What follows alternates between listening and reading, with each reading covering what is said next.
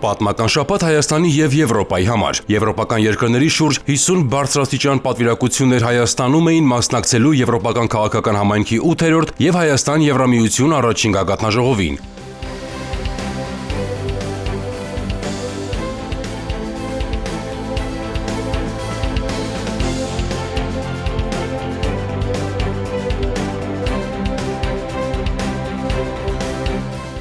Միջոցառումների շարքն աննախադեպ էր ինչպես աշխարհագրական, այնպես էլ կազմակերպչական եւ անվտանգության ապահովման տեսանկյունից։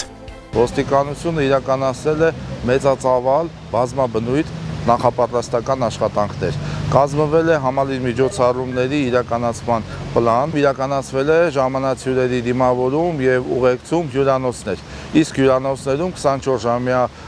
աշխատանքային գրաֆիկով իրականացվել է ուժեղացված ծառայություն, որտեղ ներգրաված են եղել ոստիկանության բոլոր 4 հենասյուների ծառայությունները։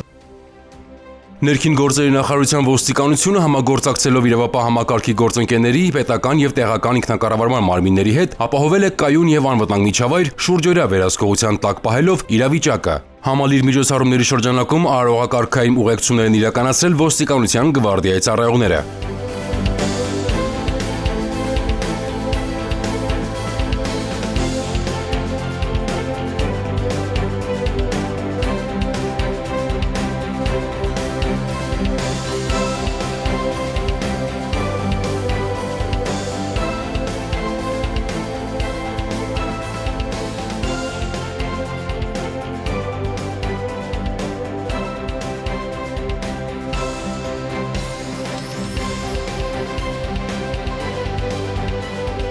Քաղաքացիները գիտակցելով միջոցառումների կարևորությունը հետևել են ներքին գործերի նախարարության ոստիկանության ցուցումներին, ըմբռնումով մոտեցել երթևեկության սահմանափակումներին։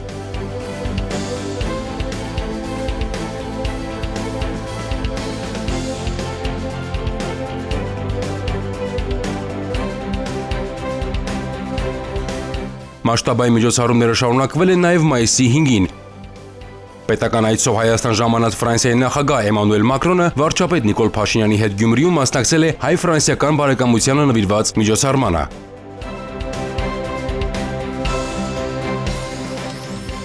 Եվ ոստիկանության գվարդիայի ձևավորումից հետո սա ամենածավալուն միջոցառումն էր հասարակական կարգի եւ հասարակական անվտանգության ապահովման առումով։ Բարձրաստիճան հյուրերի մասնակցությամբ մեծամասշտաբ միջոցառումներ անցան անվտանգ եւ անխոչնդոտ,